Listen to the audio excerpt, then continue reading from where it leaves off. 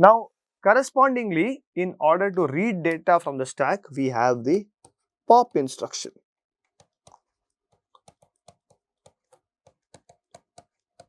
What is the pop instruction? You do pop AL.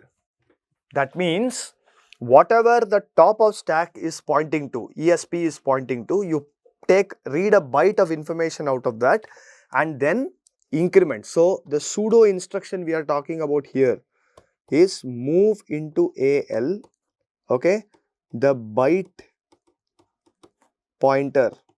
Okay, now I will be explicit about this. Byte pointer of ESP and add ESP comma 1. Okay, so if I do pop AX, then it will be move AX comma word pointer of ESP, add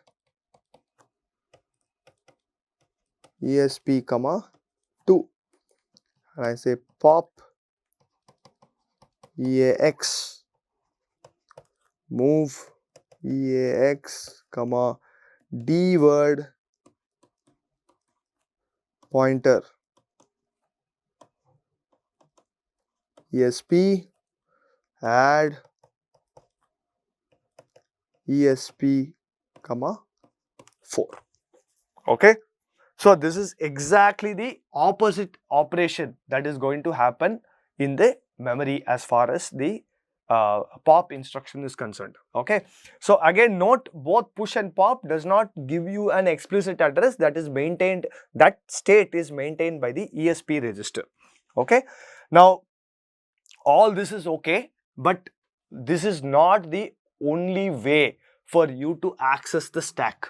Okay. So, it is not that the stack segment has to be accessed only in the last in first out mode or through the ESP alone.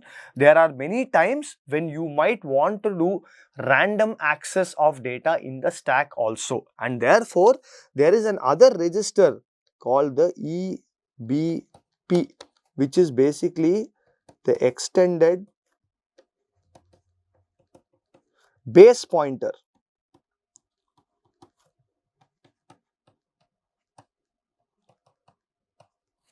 Okay, what is this base pointer? It basically is not, if you this unlike the stack pointer, this is not going to be implicitly changed when you access, do some instruction like push and pop. You treat it like any other register and treat that data in EBP as a address in the stack and access the data. So, for example, I could do move EAX comma ESP. I'll again be clear here, D word pointer of ESP, EBP, I'm sorry, EBP plus 8, right. So, if I do this, then it's very obvious that EBP is now treated as an address, or you take the value, add 8 to it, then take the D word that is pointed to by that address, and now which segment are we talking about? Where is it going to point? It will point to the stack segment.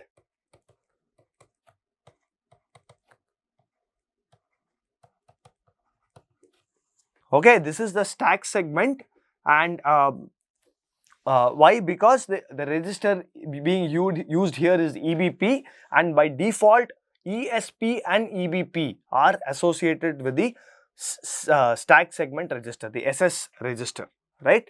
So, we will be using this EBP and ESP quite extensively throughout this course. Okay. So, let us now look at a very simple, two simple programs. Okay, I want to swap contents of two registers.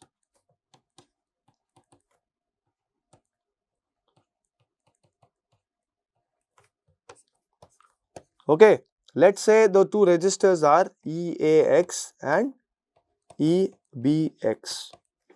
They have some random value in them and I want to swap them. How would I do this? Normally, what I would do is I would use a temporary register ECX, okay, comma EAX. So therefore, I will be moving ECX equal to EAX, okay. Then I do move EAX, comma EBX, right. So EAX has been moved to ECX. Now that is duplicate values available in ECX. So I can overwrite EAX with the content of EBX.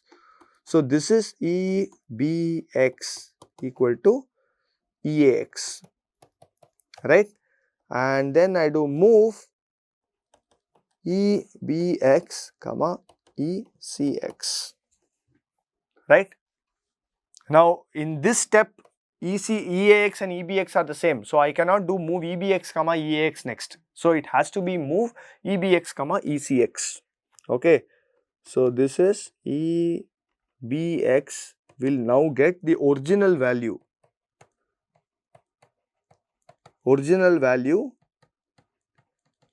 of ECX, okay.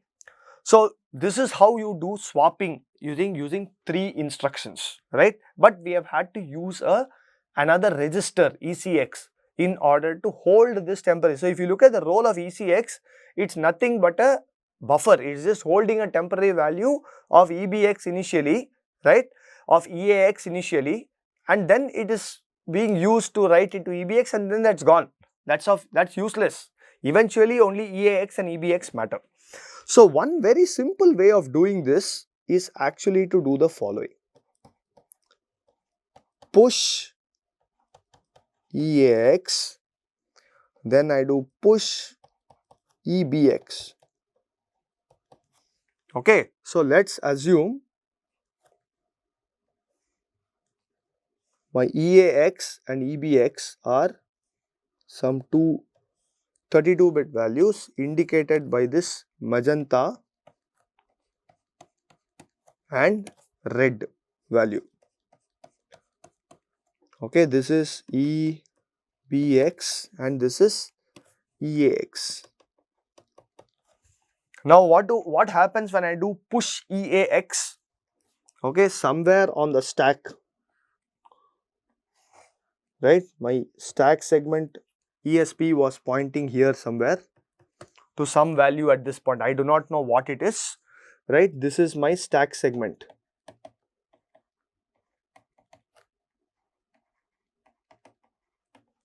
right.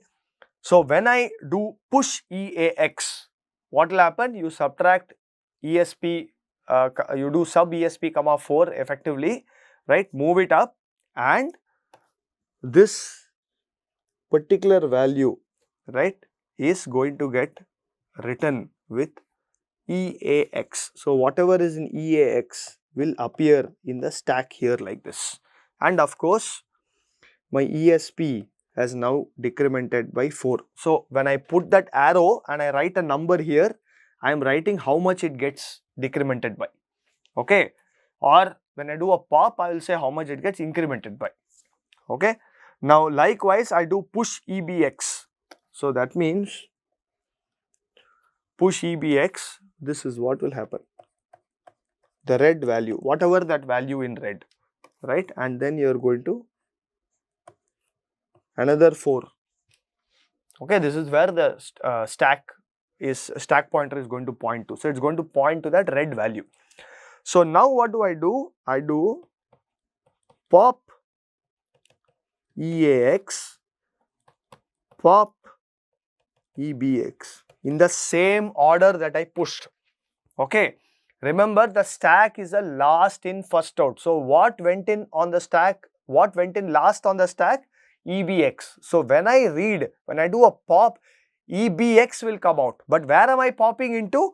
I am popping into EAX, right? And therefore, if you look at the new value of the pop here,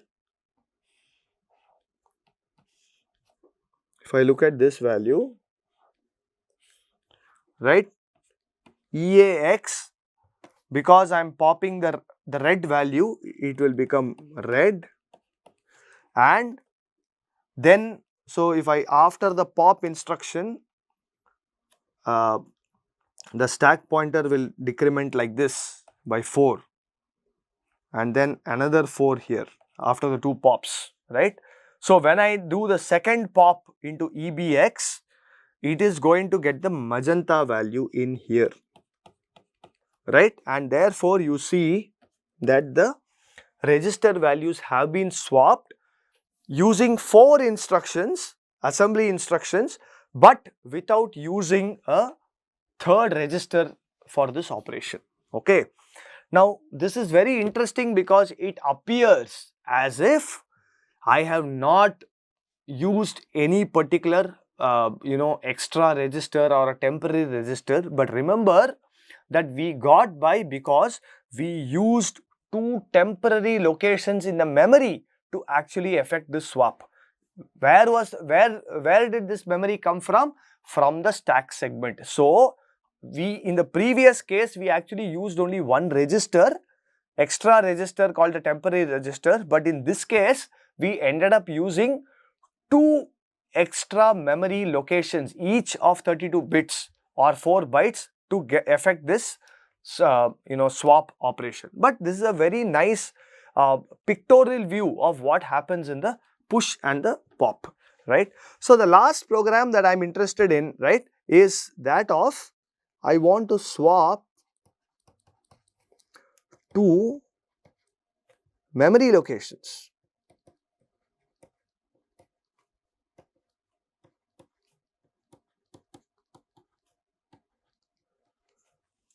Where are the memory locations available to us? Let's assume that those addresses are available in EAX and EBX.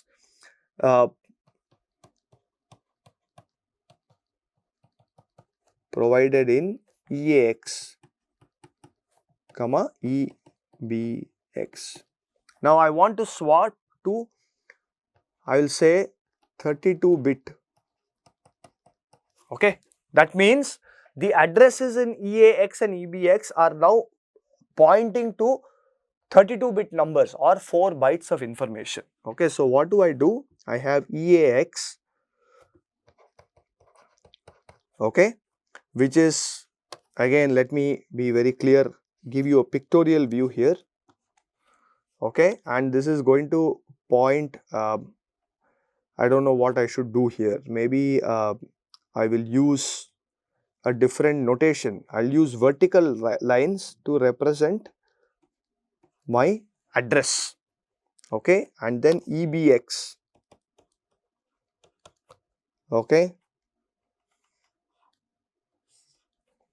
to represent another address which is sitting here, okay. And in my memory picture, I am now going to worry about 2 segments. One is the data segment, okay.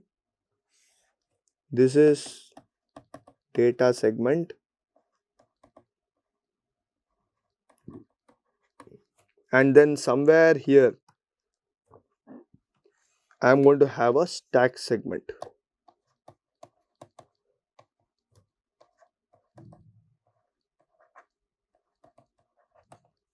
Okay.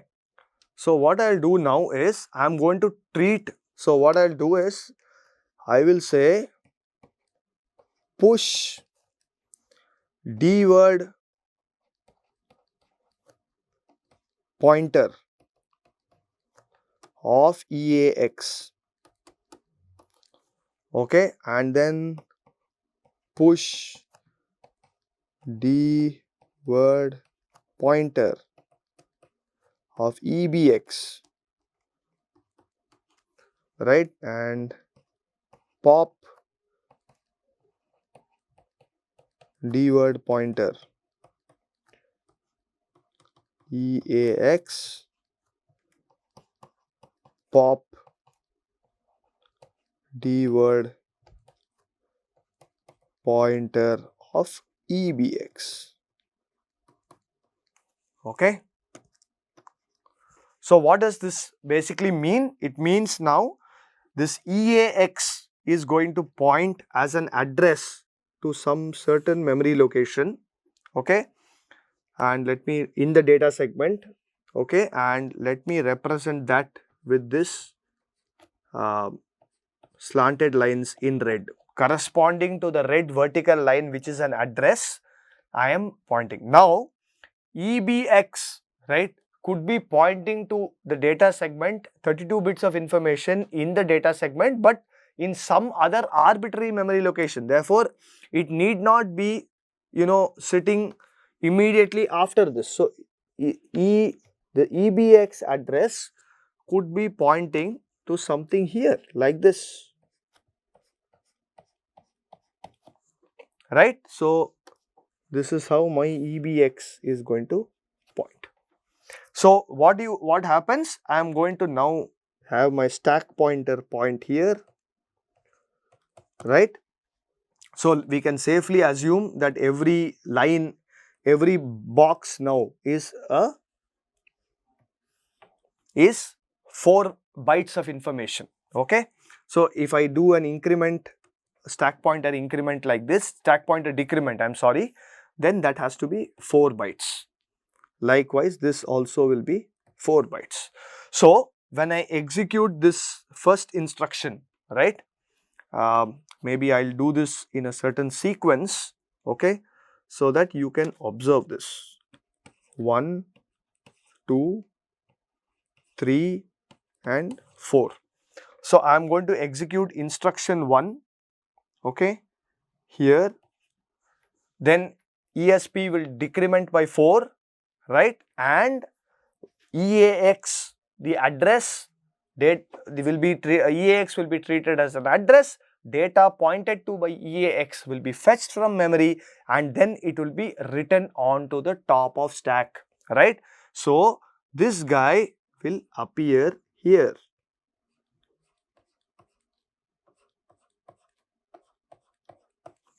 Okay. Now, I execute the second instruction, which is here.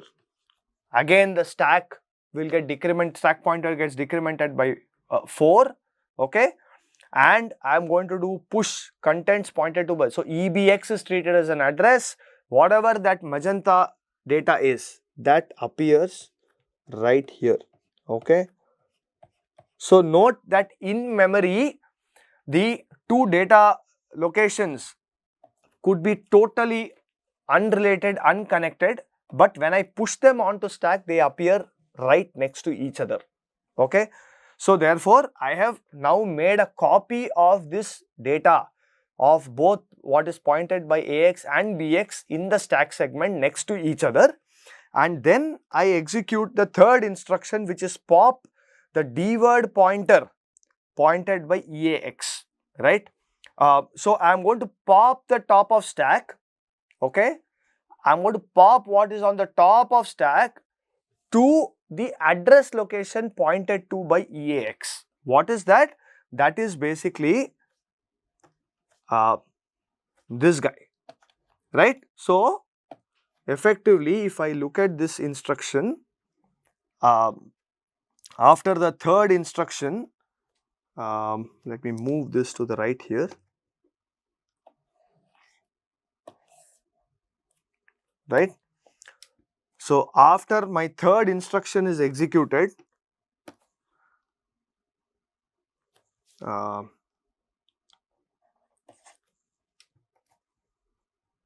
stack pointer will move back like this, it will get decremented by 4, then it will get decremented by 4 again, right. So, when the third instruction is executed, what will happen is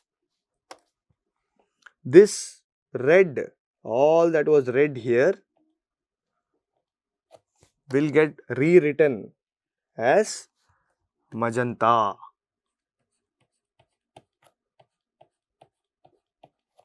Okay. So, note that when the third instruction is executed, when we are here and you have executed that, both locations in the data segment which had different data values, red and magenta, are now going to have exactly the same magenta value.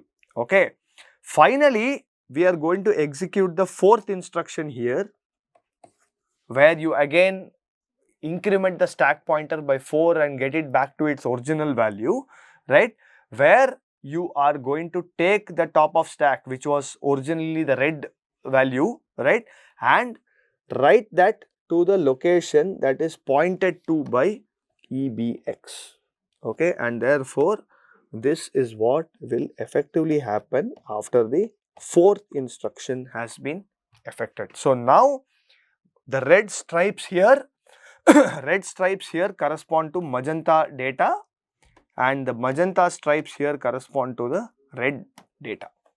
Okay, and thereby we have again been able to swap data that is sitting in the memory using this kind of an instruction, right?